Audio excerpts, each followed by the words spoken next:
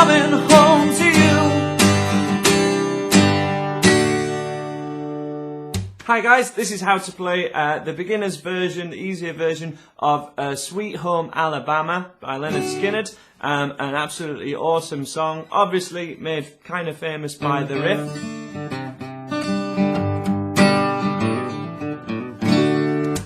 We will cover that riff later in the video. Check out one of the in-video links below if you just want to skip to that intro. But in these videos, we're kind of looking at how to change between these chords and learn a few songs with a few simple chords. So this song starts on the D major that we looked at. And then the proper way to do this is, again, along to the original. This isn't an easy cheaty version. We go to this C add 9, which is, in my opinion, kind of a slightly easier C, but it's the one that's used in the record and used in the riff. This would be a normal C. If that's the only one you know how to do, that's totally fine as well. It will work, but it should be easier with this, what I nickname Noel Gallagher C chord. So we have 2 strums of a D, 2 strums of a C, and then a whole bar of your G chord, which again should be easier with the 4-finger version of the G. So we have 2, 3, 4, and G. 2, 3, 4. 1, 2, 3, 4. 1, 2, 3, 4. It's a slightly up-tempo record, but this should be okay for you to strum power 8s to as well to start off with. So all the downs. 1 and 2 and 3 and 4 and for every bar. That would be 1 and 2 and 3 and 4 and 1 and 2 and 3 and 4 and big wheels keep on turning. Carry me home to my kin, singing songs about the Southland. I miss Albany once again, and I think it's the same even throughout guitar solos.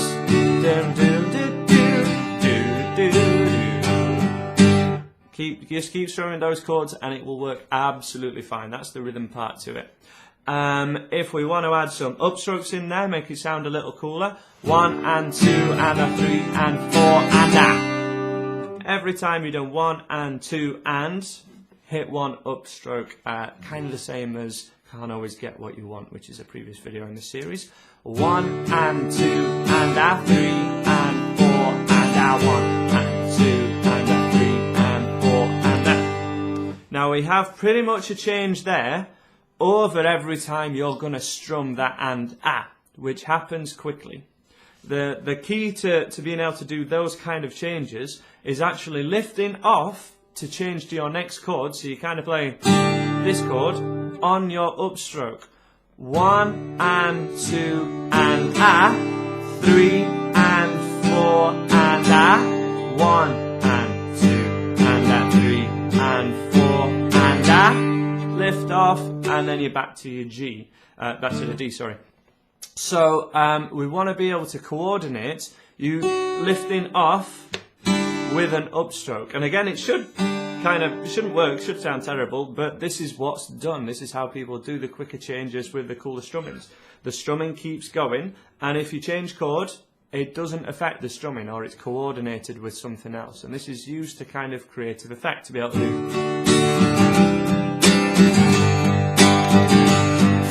can lift off every upstroke, and it will still sound absolutely fine over every change. And that keeps going for the whole song, as I say. So just one more chorus with me now, and then I'll let you play it along to the song, or you can look at how to play the intro riff. 1 and 2 and a 3 and 4 and 1, 2 from a D.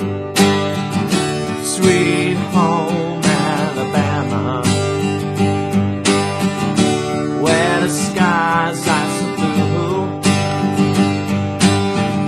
Sweet home Alabama, I'm coming home to you. End on a D, 3, 4, D. And that's how you play the rhythm part to it. Okay, so the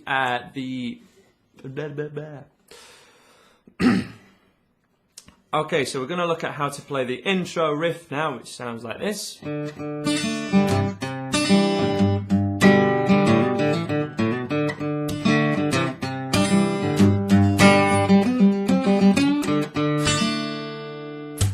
Okay, so it's the same chords as in the easier beginner's version, but we're picking the root note of the D chord twice with a palm mute in between, so this is your 4th string, and then to the other D note, which is your 2nd string, 2nd to 3rd string. And then you want to pull it right back down to the open D as well, so 1, 2, 3, 4, and. You can actually do all of this riff on a downstroke, but if you can do some alternate picking, this should make it a lot easier, or even directional picking. So if you're coming down the riff, if you want to really look into technique, if you're heading down your notes, you'd pick them all with a downstroke as your directional picking, or you can keep them alternate, or as I say, it's not too fast to do everything on a downstroke if it really helps. That same pattern happens on your C chord, so root note of a C chord.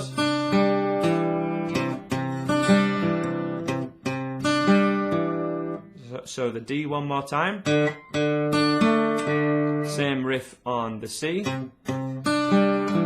And then 2 root notes of a G chord, and then strum your G. So from the top, that would be.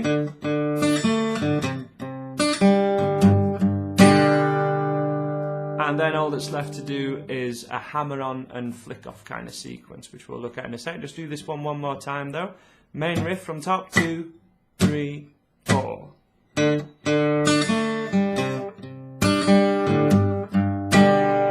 Okay, and then we go. Now this is from your open A string, which is here, to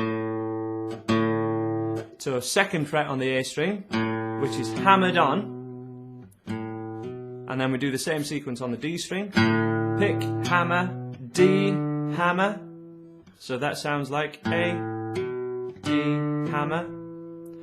And then you can flick off or pick it, but I would flick off.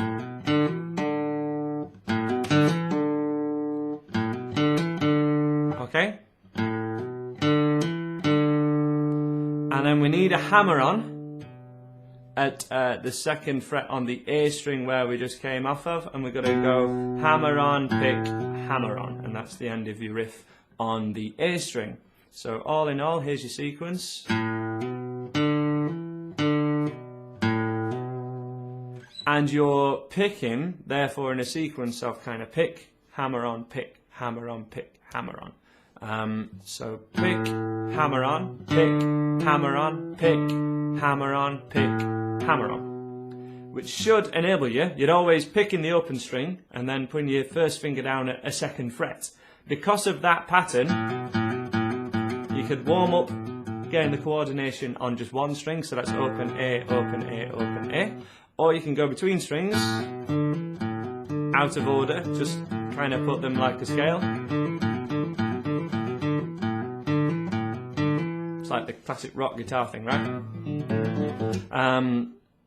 And then we're going to try and put it in this sequence. So open A, hammer, open D, hammer, open D, hammer on the A, open A, hammer. And then you straight back to your D shape and the rest of your riff.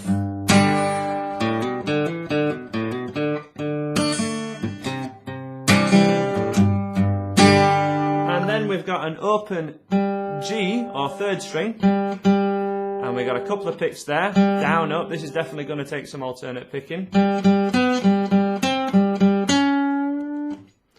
So that's open to 4th fret with your 1st finger.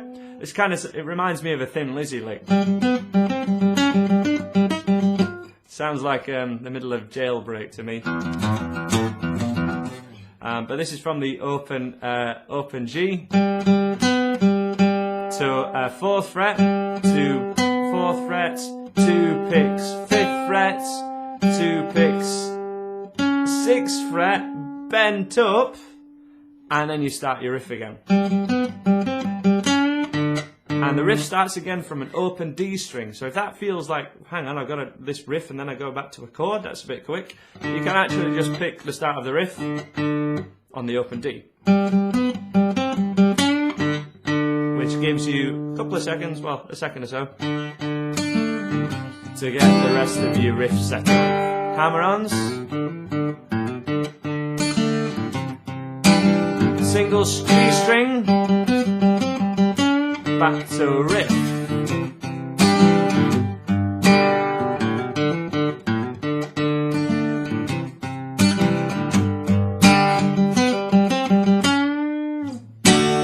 And that's how to play the intro of Sweet Home Alabama, and then you can be on your chords. If it's a bit, you know, you don't want to be single picking for the whole way through. Once it gets into a chorus, Home Alabama, just add that part, which is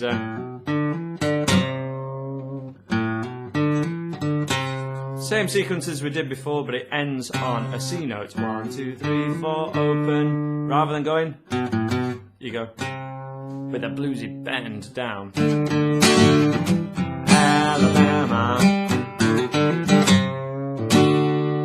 And that's as much as I'm going to cover in a beginner's video. If you really want to know the whole rest of the song, do let me know. Put a message below saying make the rest of the song for me, and I will. But just in case, I'm going to keep this one for absolute beginners. Please check out the rest of the videos in this series, how to play 10 songs with 3 chords, G, C and D. And I'll see you in another one of those. Please subscribe or leave me messages so that I make you more videos. And I'll see you again.